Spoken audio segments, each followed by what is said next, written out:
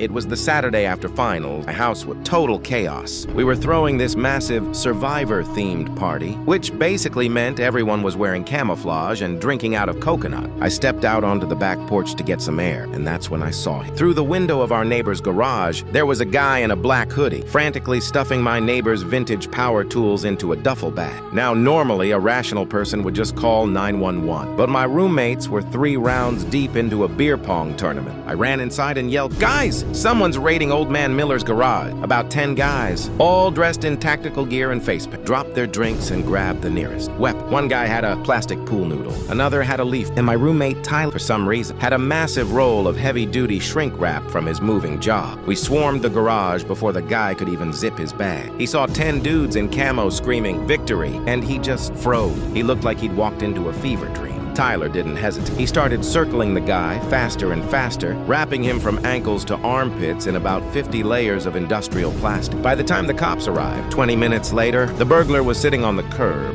completely immobilized like a human burrito. We had propped him up against a mailbox and put a lost and found. The officers tried so hard to stay professional, sign on his chest, but one of them actually had to turn away. Because he was laughing so hard, his shoulders were shaking. They didn't even read us the riot act. They just tossed the burrito into the back of the cruiser and told us to keep the noise down. He's probably the only criminal in history who was relieved to be arrested, just to get away from the guys in face paint and pool noodles.